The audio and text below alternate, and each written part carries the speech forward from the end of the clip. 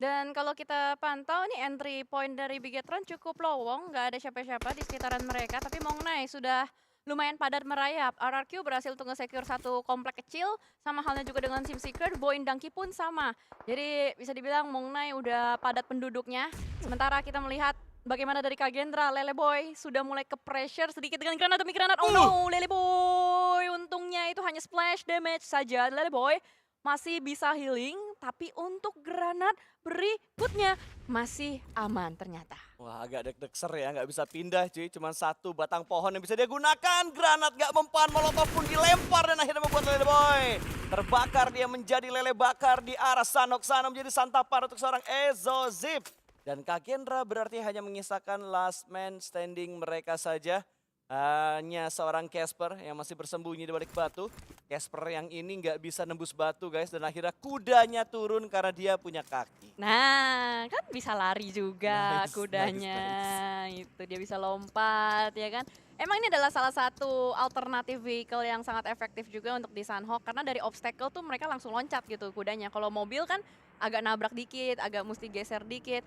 Dan masih ada 15 tim sejauh ini untuk di stage ketiga. Belum ada lagi pertemuan setelah tadi ketika rotasi di awal banyak yang bergesekan. Dan kali ini mereka sudah memiliki tempat masing-masing. Vampire, wah mereka memainkan Nuzi sih untuk di match ini. Kemarin pas Vampire nggak mainin Nuzi bagus. Iya betul. Terus pas Terus Nuzi kemarin main, pas Nuzi main juga orang yang pertama pulang lobby kan Nuzinya. iya makanya. Ini gue nggak tahu deh kenapa apa alasan Nuzi tetap dimainkan. Menurut lu kenapa Gus? Ada strategi yang mungkin memang beberapa player kayak condong bisa bermain lebih jarak dekat. Nuzi itu kan orang front line. Sedangkan map yang dimainkan adalah Sanhok. Nih gue mengambil analisa dari player dan kenapa dia diturunkan di hari ini gitu. Ya gue berpikiran mungkin ini untuk Sanhok ya, tetapi nggak tahu juga nanti kalaupun jadi Irangel, ya mungkin ada faktor-faktor lain lah yang out game-nya entah satu player sakit kah. Itu kan juga ada banyak sekali. Kayak tahun lalu bahkan gue yang bertanda tanya juga kenapa ini nggak main, kenapa itu nggak main, dan ternyata jawabannya ya ini lagi pada sakit. Itulah mengapa RRQ sebenarnya masih butuh player kelima. Wih bentar. Nih ngomongin player, tiba-tiba ada player dari Vampire yang tadi nabrak arah kompon dari 69 masih belum kesorot. Dan kayaknya masih bisa ngacir untuk langsung gaspol membelakangi posisi dari 69 Esports. Tapi tertembak dari tim RRQ yang akhirnya mengincar para kelelawar yang masuk ke arah tengah dari zona ini. Tapi gak ada korban jiwa dari Vampire, padahal mereka dihajar oleh dua tim dan sekarang menjadi 3 tim yang menghajar Vampire. Nuzi nasibnya sama kayak kemarin Jer.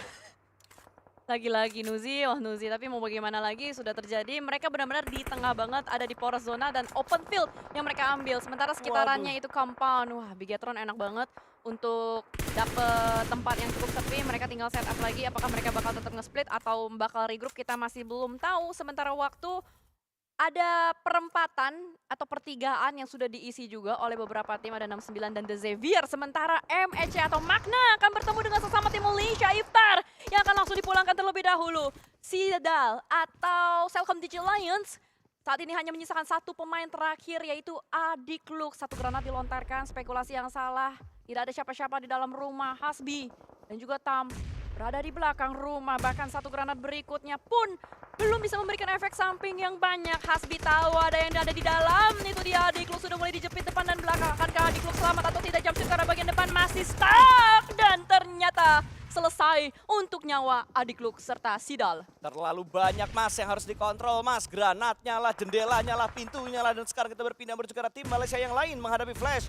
Berasal dari Vietnam, kali ini akan ada lemparan granat yang dilemparkan, tapi ada satu orang yang bertengger di atas sebuah batu. Top siap untuk menembak, tapi belum ada off angle, belum ada on angle yang masuk, tapi granat dari Yongti malah yang bisa mendapatkan knockdown terlebih dahulu. Yuhai dibuat tumbang dengan granat yang begitu on point. Lemparan granat berikutnya bermaksud untuk mendapatkan eliminasi, tapi masih gagal, masih belum berhasil. Dan Yongti masih berusaha untuk bisa mendapatkan korban berikutnya, mengganti utilnya dengan sebuah molotov yang dia lemparkan memaksa Semnan untuk mundur. Tapi Mika bisa mendapatkan satu pemain yang berhasil mereka amankan, langsung tereksekusi 2 melawan 2. Kali ini kondisinya dan Yongti miss the shot tapi tidak untuk tembakan yang berikutnya. Oh my god, Yongti memberikan kontribusi yang sangat tinggi sekali, tapi masalahnya dia down akibat ulah dari Semnan. Team Flash hanya menyisakan satu yang terakhir, yaitu Tops. Dan dia pun ada di belakang pohon. Itu apa yang terjadi, Sem9 atau siapapun itu yang di bagian kanan bawah. RRQ sepertinya yang akan bertemu dengan Magna Esports. Di layar kecil kanan bawah itu juga cukup menarik untuk bisa disaksikan. Karena Magna sepertinya sudah mulai tereliminasi. Selesai dia di posisi ke-13. Ini dari perangnya RRQ ya, rusuh banget kan Jel ya. Pas gue liat elimnya lah baru 1. Gue kira dari tadi kayak gerasak, gerusuk Iya. udah dapat 4, dapat 5, tapi ternyata baru 1 mungkin karena ke-steal oleh pemain-pemain dari tim-tim lain juga yang sedang melakukan setup-nya dan juga sedang berusaha untuk bisa mengontrol zona supaya lebih dalam lagi karena memang posisi dari RRQ tidak diuntungkan dan Void yang tidak terlalu jauh jaraknya dengan RRQ, ada Vampire juga, ada tim Secret juga. Ini mungkin bakal ada formation dan terjadi tapi RRQ malah kehilangan kembali anggota mereka 8 tumbangan itu saja. Peko juga diamankan, Tony K tadi bisa menculik 1 dan Tony K juga terpick off oleh pemain dari RRQ tapi Genfos terlihat posisinya oleh tim Void. 3-way showdown terjadi dan RRQ benar-benar dibuat bonyok. Iya, terjepit dari beberapa sisi juga dan Void Donkey saat ini yang berusaha untuk bermain dari bagian luar karena zona akhirnya mantul kembali menuju ke arah bagian kiri. Vexi dan kawan-kawan terus ngelock pemain-pemain dari Vampire, tidak dikasih masuk secara bersamaan karena posisinya juga sama-sama belum touchdown menuju arah pinggiran atau bibir zonanya. 10 tim tersisa saat ini. Ada beberapa tim yang menyisakan res-resan pemain ya. Contoh kayak E-Arena, 1 pemain tersisa, Sam9, 1 pemain tersisa. Dan mereka semua tertahan di bagian blue zone. Tidak banyak yang mereka bisa lakukan. Tapi kamera menuju ke arah pemain-pemain Vampire. E-Arena pun sudah tidak bisa bertahan lebih lama lagi. Sudah pulang menuju ke arah bagian lobby. Vampire terus mengirimkan beberapa utilities menuju ke arah 6-9 yang saat ini dengan 3 pemainnya berupaya untuk masuk ke dalam zona. Ya, VP juga masih berupaya untuk bisa mengontrol zonanya, tapi 1 angle tipis dimanfaatkan oleh tim Void. Lagi-lagi Void yang mendapatkan 1 angle menuju ke arah tim yang sedang berfokus untuk masuk menuju ke arah zona, tapi 69 tidak ingin melewatkan kesempatan ini untuk mendapatkan steal elimination dan Vexi di arah lain juga diamankan. Ada Xavier tadi yang bisa memberikan tembakan menuju ke arah tim Void, tapi Tensky termakan oleh Onzen. 1 demi 1 pemain dari 69 pun akhirnya dilucuti begitu saja dan 69 Esports udah nggak berdaya lagi mereka. Masih ada 1 yang terakhir, itu doang tinggal yang tersisa, hold doang yang tersisa karena mereka tuh kayak nge-split gitu. Bagi tugas, 1 ngejagain Vampire, 1 ngejagain si Void juga.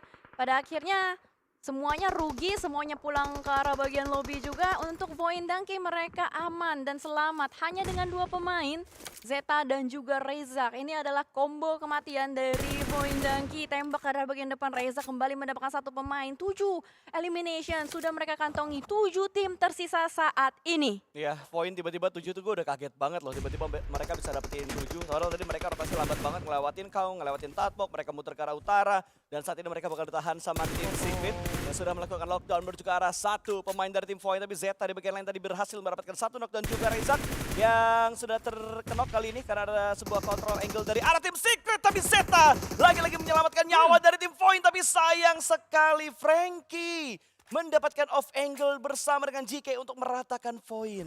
Tim Secret mereka bersembunyi di balik rumah-rumah ya. That's why ada backup dari angle yang berbeda. Itu yang membuat pada akhirnya Void Donkey tidak bisa bertahan lebih lama lagi. But it's okay, kita masih ada 1 tim Indonesia terakhir di sini, masih ada Bigetron yang bertahan dan entry dari Bigetron itu lowong sekali, harusnya masih bisa dimaksimalkan. The Xavier sejauh ini masih bertahan, tapi pemain-pemainnya sudah mulai terkikis 1 persatu.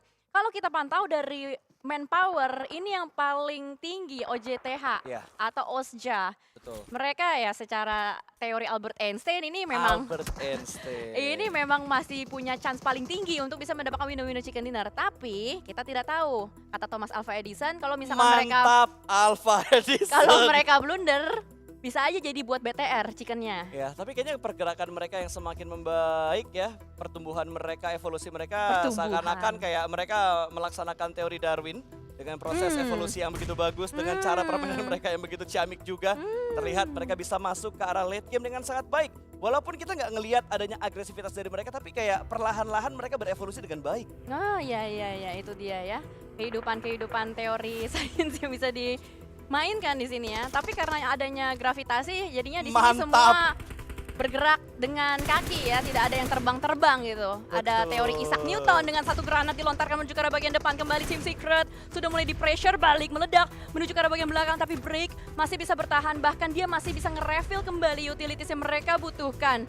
Gimana caranya The Xavier bisa masuk kalau mereka harus menghadapi 2 pemain dari Team Secret, tapi pemain terakhir dari The Xavier ini adalah Parajin dengan 1 granat, 2 granat. Masih diupayakan berharap Selesai. connect, tapi ternyata bakso dari Break yang memakan Parajin pulang duluan ke lobby. Ya, dan Bigetron juga ternyata mendapatkan satu gangguan karena mereka sedang kehilangan satu anggota mereka, tapi Snape berhasil meratakan pemain-pemain dari tim Spirit. Langsung mereka bungkam begitu saja dua tim tersisa antara OS JTH versus Bigetron. Dan kayaknya tidak bisa menyelamatkan seorang Rezi, berarti dari Bigetron mereka hanya menyisakan dua pemain mereka saja untuk saat ini, Federales dan juga Snape. Tadi yang bikin mereka masih bisa bertahan lebih lama itu Federales dengan granatnya ya. Yap. Dia yang gangguin tim Secret, tapi split. Ini lumayan jauh sih antara Snape dan juga Federales. Mereka harus berhati-hati, harus bisa mengumpulkan informasi yang benar-benar valid. Jangan sampai ada infotainment atau informasi bodong di antara mereka.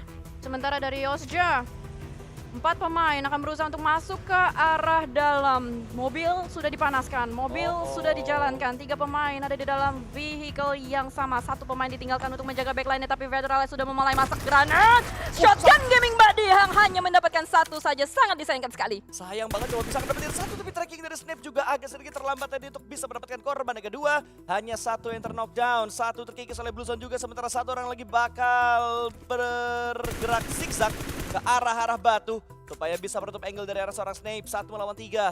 Bukan jumlah yang mudah, tapi bukan jumlah yang impossible juga. Ada granat yang akan dilemparkan dan terpaksa untuk keluar dari arah bebatuan. 2 granat, 3 granat dilemparkan. Snape bahkan bisa mendapatkan korban yang berikutnya, tapi ada api asmara yang menghentikan langkah dari Snape. Chicken dinner untuk tim Osja karena banyak teori yang dia bawa di game ini.